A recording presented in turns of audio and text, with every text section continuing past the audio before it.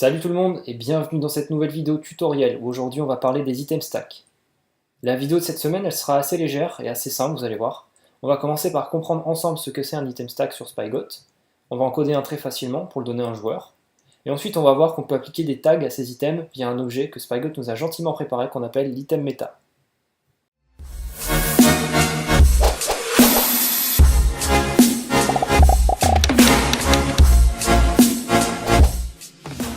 Un item stack, c'est le nom donné sur Bukkit d'un objet dans votre plugin qui représente un item du jeu, qu'on appelle aussi un matériel, associé à une quantité et à des dommages.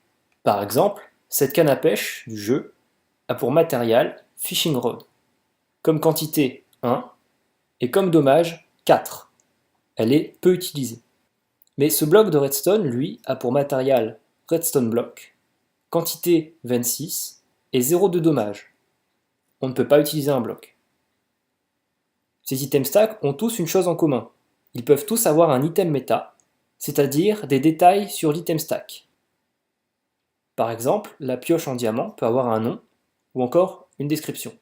Mais on peut sur certains items stack avoir plus de détails, comme par exemple un skull meta, pour donner à un item tête de joueur un nom, ou un firework meta pour donner des formes et des couleurs à nos feux d'artifice. Donc on est parti, on va créer notre premier item stack. Pour ça, on va créer une commande du coup. Donc je vais faire une nouvelle classe qu'on va appeler commande, on va l'appeler commande item stack. En fait, ce qu'on va coder, c'est l'équivalent du /give. Donc on l'implémente de commande exécutor. Hop. Donc ça, bon, la prochaine fois, je ferai sûrement autrement que des commandes, si c'est possible, parce que vous commencez à vraiment être rodé au niveau des commandes. Alors, oui, donc du coup, j'ai pas renommé. Sender, commande, label et argument. Donc, if label.equals in your case item stack. Donc, si on fait un /item stack dans le chat, alors la commande est bonne. Alors, pour créer un item stack, vous allez voir, c'est tout simple. Il suffit juste de faire une variable item stack. Donc, on fait final, je vais la mettre au-dessus, final item stack égale new item stack. Voilà. Et on est obligé, du coup, de préciser un type de matériel. Donc, en gros, un item. Par exemple, on va mettre redstone.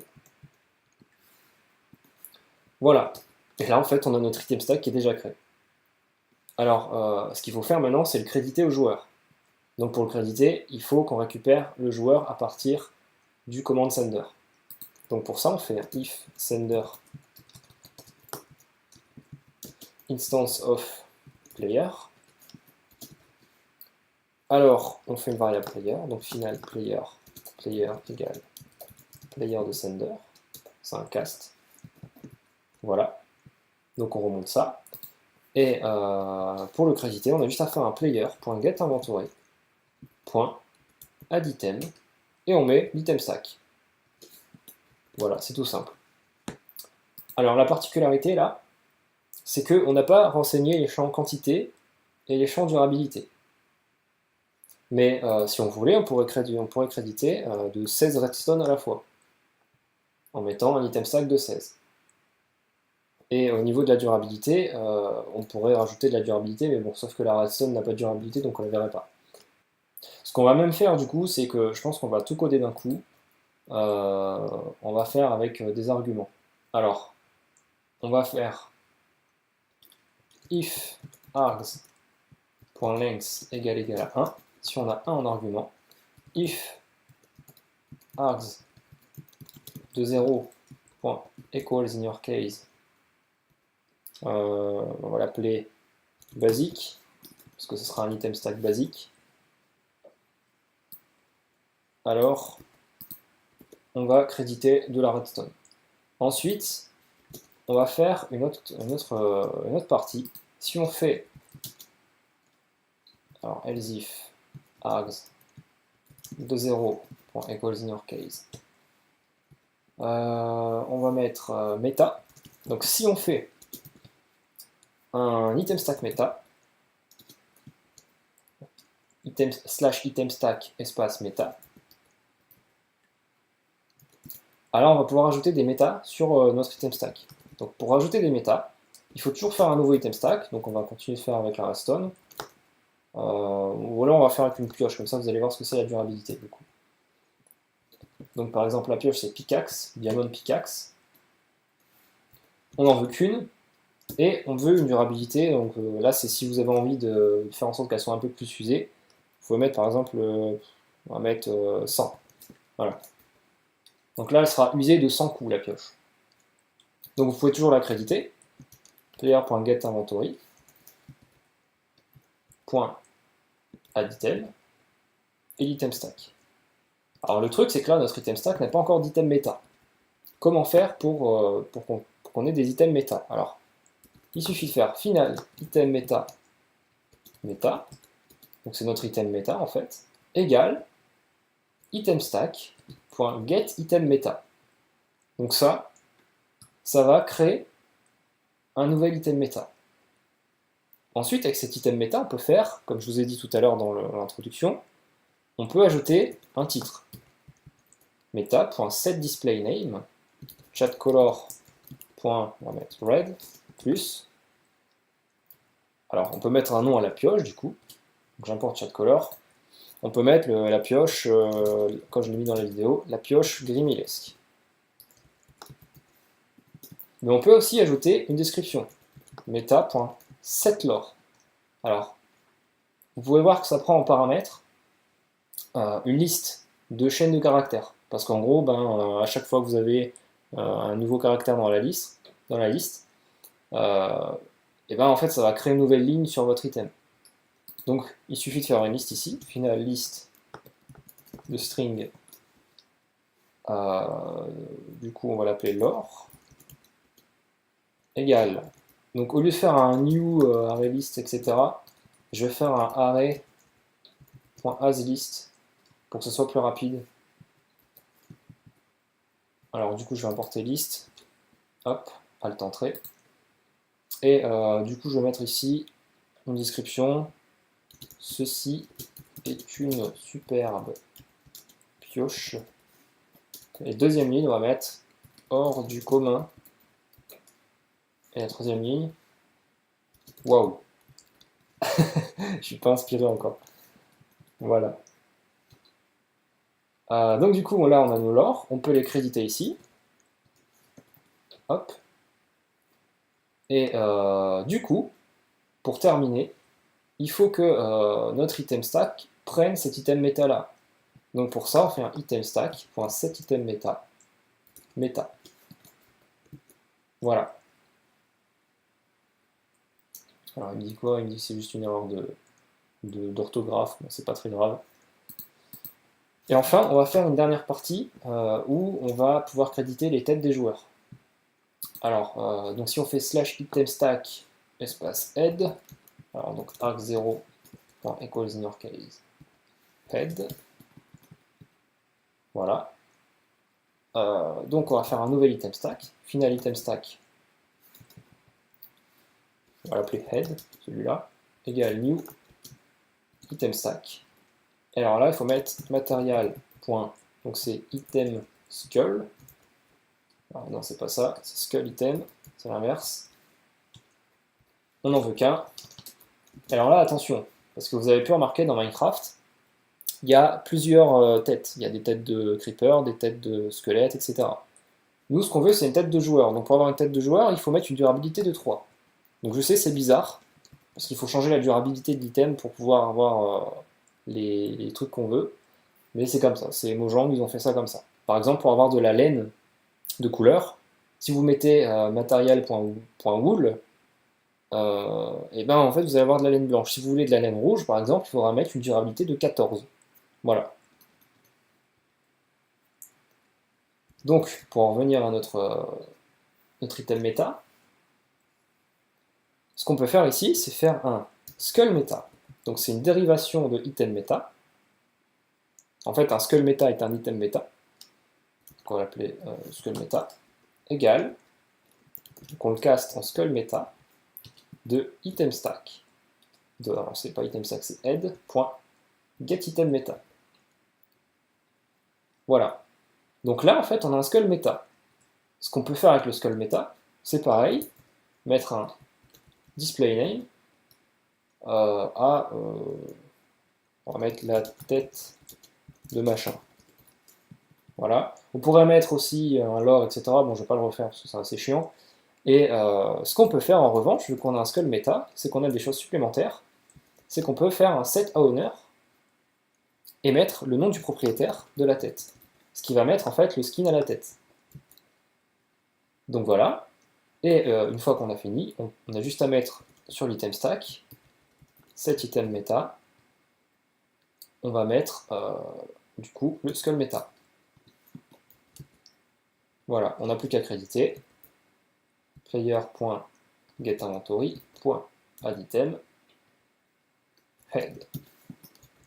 Voilà.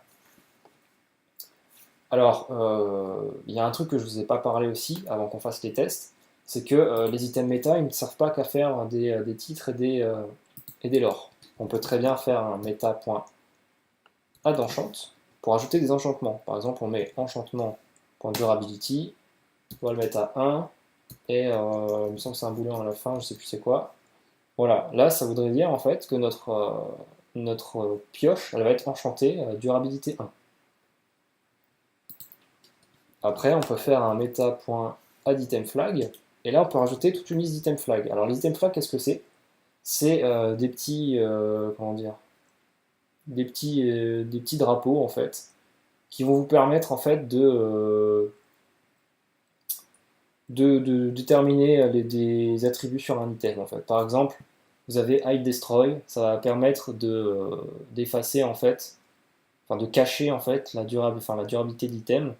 Le unbreakable, ça va cacher si votre item est incassable ou pas. Le hide attribute va cacher par exemple tout ce qui est vitesse d'attaque, etc. Le hide potion effect, vous m'avez compris, bon, voilà, après c'est ainsi de suite. Donc vous en avez toute une série. Vous pouvez regarder, par exemple, nous on va mettre hide attribute. Allez, voilà. Comme ça on n'aura pas la vitesse d'attaque sur la pioche. Donc je vais compiler. Alors ce qu'on a oublié de faire par contre, comme d'hab, c'est de mettre un get command ici. Notre commande c'est itemStack. .setExecutor new command itemStack. Voilà. Et de mettre dans le plugin.yml, commande, on va l'appeler itemStack. Description, blablabla. Et usage, de point, nope. Voilà, je suis toujours très inspiré sur les plugins YML, comme d'hab. Voilà, bon, je vais compiler du coup. Et je vais lancer Minecraft. Alors. Donc ici c'est le serveur, je crois qu'on a connecté. Enfin, je vais m'en connecter vite fait. C'est bien. Je vais aller sur mon serveur de YouTube, donc ça c'est vous avez votre serveur sur votre bureau ou comme vous voulez, après ça vous regarde. Alors c'est pas concours, c'est le simple alors. YouTube. Screen-R YouTube. Ah, il est attached. Alors, screen-D, screen-R, voilà. Donc là je suis sur mon serveur, j'ai ma console, et ce que je veux faire du coup c'est mettre le plugin. Alors mettre le plugin qui est dans Michael. Ouais, je m'appelle Michael, ça vous savez tous. C'est tellement important de le savoir. Il est là-dedans, dans tuto, out, artifact, tuto genre, il est là. Je l'envoie sur le serveur. Ok. Je démarre Minecraft.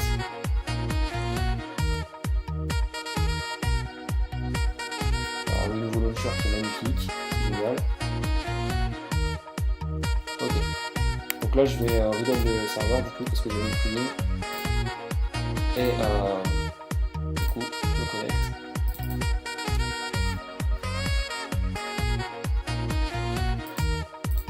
Alors, je vais enlever le son.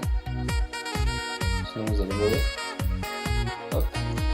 Donc, normalement, si on fait, je vais faire un slash clear pour le truc que je vais faire avant.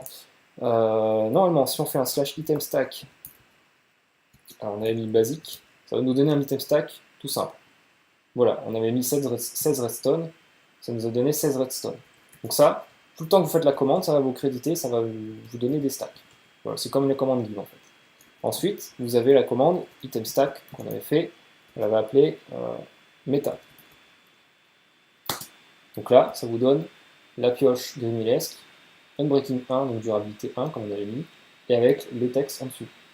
Et elle est bien enchantée.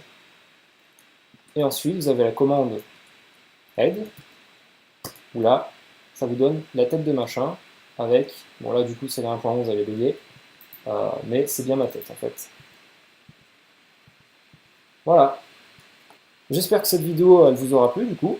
On a fait du très léger cette semaine, mais ça reste quand même important de savoir manipuler ce genre de choses. Il n'y a pas eu de vidéo la semaine dernière parce que je travaille plus que jamais sur mon serveur. Vous le voyez sur l'aperçu là. On prépare de grosses choses. Je travaille vraiment toute la semaine dessus. Ça me prend un temps fou. Et quand je dis toute la semaine, c'est vraiment toute la journée aussi parce que ben, moi je finis les études. Donc vous pouvez toujours me contacter sur Discord, le lien est dans la description. Vous pouvez me suivre sur Twitter, vous abonner à ma chaîne ou même laisser un pouce bleu si vous aimez mes vidéos. Vous pouvez aussi rejoindre mon serveur pour tester les sorts et tester les fonctionnalités qu'il y a dessus. Moi ça m'aide vachement parce que du coup dans la console je peux voir les debugging, etc. Et je peux avoir vos retours aussi sur ce qui se fait. Et moi dans tous les cas je vous dis à la semaine prochaine pour un autre tuto. Salut!